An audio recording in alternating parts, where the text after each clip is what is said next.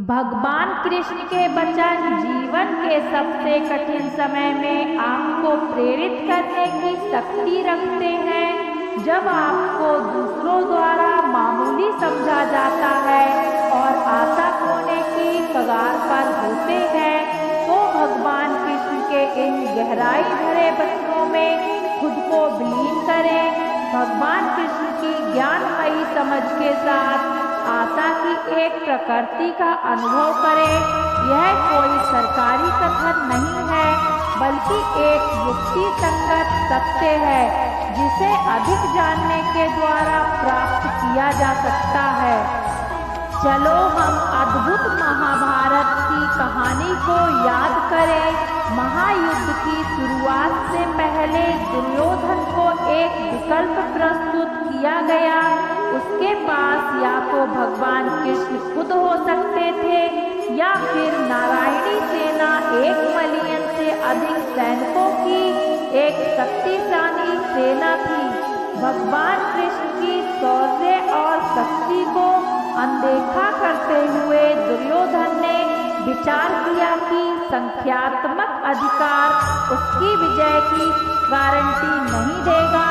क्या उसे पता था कि उसे क्या प्रतीक्षा कर रही है?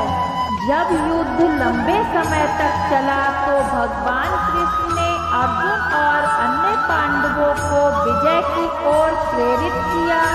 उनकी अद्वितीय युद्ध योजनाओं और अर्जुन को सिखाए गए रणनीतियां इतिहास की सर्वश्रेष्ठ मानी गईं। इसलिए श्री कृष्ण के वचन न केवल गहरी ज्ञान रखते हैं, बल्कि युद्ध नीति में महत्वपूर्ण मार्गदर्शन के रूप में भी मान्यता प्राप्त करते हैं।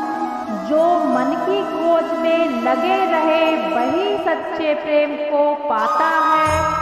अच्छा कर्म करने में ध्यान रखो, फल की चिंता मत करो। समस्त जीवों की एकता को समझो, तभी तुम स्वयं को पूर्ण मान पाओगे। जो शांति मन से आती है वही असली शांति होती है।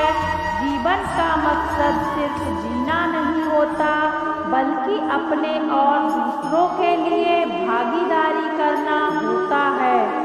जब तुम अपने अंदर की दिव्यता को समझोगे, तब तुम ब्रह्मा का रूप देख पाओगे।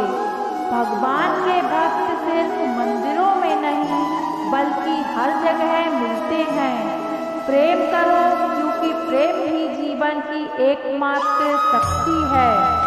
धर्म का अर्थ है सत्य और न्याय की पालना करना और अपने कर्मों के द्वारा अच्छाई फैलाना।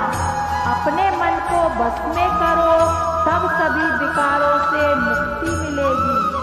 जीवन की राह पर चलते रहो, क्योंकि श्री कृष्ण हमेशा तुम्हारे साथ हैं। भगवान श्री कृष्ण की कृपा से जीवन में आनंद और समृद्धि का आभास होता है। भगवान कृष्ण भगवान विष्णु के 8वें अवतार के रूप में और अपने आप में सर्वोच्च भगवान के रूप में पूजे जाते हैं। वह करुणा, कोमलता, प्रेम के देवता हैं और भारतीय देवताओं में सबसे लोकप्रिय और व्यापक रूप से पूजनीय हैं।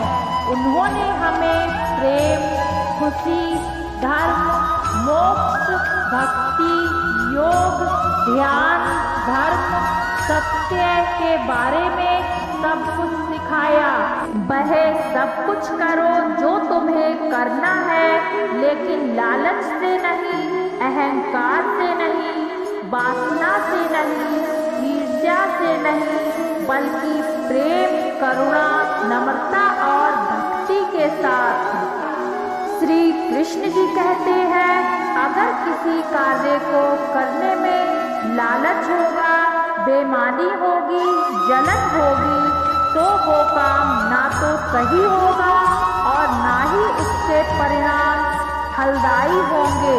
इसके अतिरिक्त जिस कार्य को हम अपने पूरे मन से प्रेम पूर्वक करेंगे, तो वो न सिर्फ हमारे लिए बल्कि समाज के लिए भी हितप्रद होगा। जो व्यक्ति कामी प्रवृत्ति का होता है उसके मन में लोभ होता है, और जो अत्यधिक क्रोधी स्वभाव का होता है उसके लिए नरक के द्वार सदैव खुले होते हैं। अर्थात ऐसे व्यक्ति को ना तो नरक में जगह है ना ही स्वर्ग में। मनुष्य सब कुछ चाहता है पर सब कुछ उसे नहीं मिल सकता। आपको जो मिला उसके लिए पक्षपात मत करो, और जो आपसे खो गया है, जो आपसे अलग हो गया है, उसके लिए निराश मत हो। समय एक सा नहीं रहता। आज दुख है तो कल सुख भी आएंगे, और सुख के बाद दुख का भी आना स्वाभाविक है। आपको पूरे धैर्य और श्री कृष्ण पर विश्वास के साथ अपना जीवन निर्वाह करना चाहिए। लोग अक्सर सच कहने से डरते हैं, पर सत्य कभी छुप नहीं सकता और ना ही कभी मिट सकता है। कितना भी छुपा ले पर सच तो उजागर हो ही जाएगा।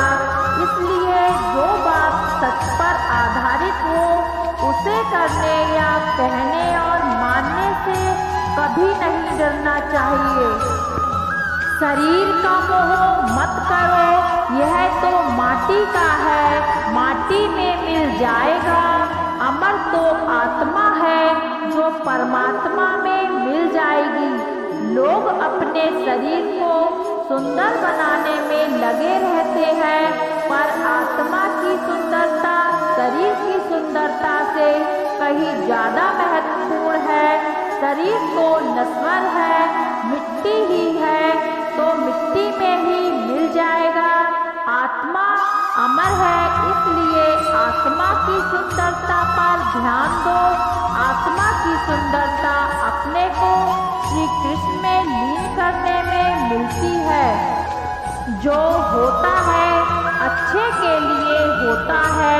कभी कभी विपरीत परिस्थितियां हमारी वर्तमान स्थिति को अच्छा करने के लिए आती हैं।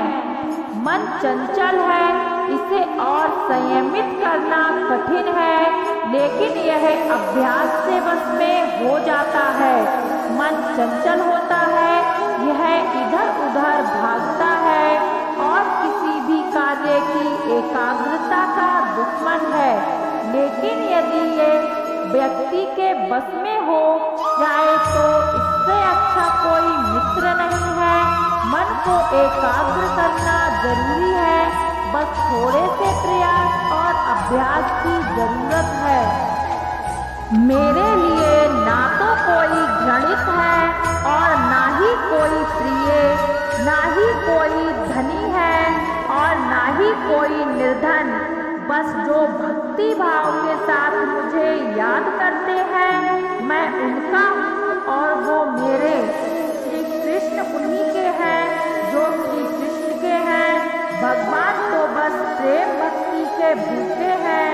जो भी उनकी भक्ति में लीन होता है, जो भी प्रेम से उन्हें याद करता है, वो सदैव उसका कल्याण करते हैं। जब भी आप कोई बुरा कार्य करते हो या अच्छा कार्य करते हो, आपको लगता है कि कोई नहीं देख रहा, तो यहाँ श्री कृष्ण कहते हैं कि तुम जो भी कुछ कर रहे हो, मेरी दृष्टि सदैव तुम पर ही है। इसलिए आप यह मत समझें कि आप अकेले हैं, आपके साथ श्री कृष्ण सदैव हैं। जो कुछ हुआ अच्छे के लिए हुआ, जो हो रहा है अच्छे के लिए हो रहा है, जो होगा वह भी अच्छे के लिए ही होगा। तो सकारात्मक रहो और अपना कर्म करो। हमारी सफलता और असफलता इस बात पर निर्भर करती है कि हम खुद पर कितना विश्वास करते हैं। व्यक्ति जो चाहे बन सकता है यदि पूरे विश्वास के साथ अपने लक्ष्य पर लगातार चलता रहे। जिस इंसान के चारों तरफ नकारात्मक लोग रहते हैं, उस इंसान का मंजिल से भटक जाना तय है। श्री कृष्ण जी कहते हैं, मन के हारे हार है और मन के जीते जीत। जिस प्रकार सकारात्मक विचार की सफलता मिलती है, उसी प्रकार नकारात्मक विचार से असफलता के मार्ग की ओर अग्रसर करते हैं। क्योंकि जैसा हम सोचते हैं, वैसे ही हम बन जाते हैं और अपने विचारों के माध्यम से ही हमें नकारात्मक और सकारात्मक परिणाम मिलते हैं।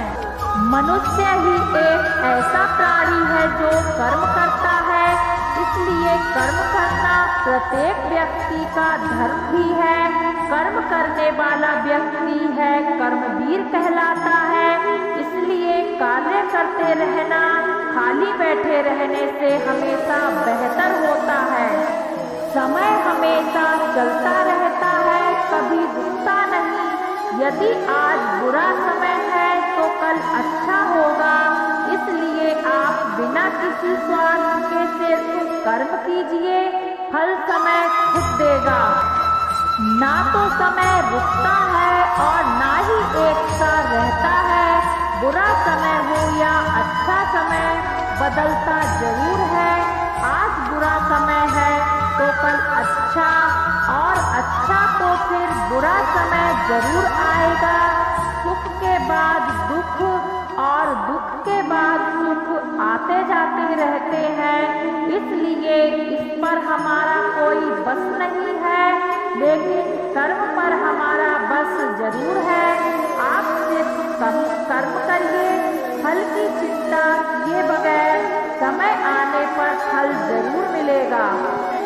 जो अज्ञानी व्यक्ति होता है वो यह गलतफहमी पाल लेता है कि मैं करता हूँ, सभी कार्य मेरे द्वारा किए जा रहे हैं।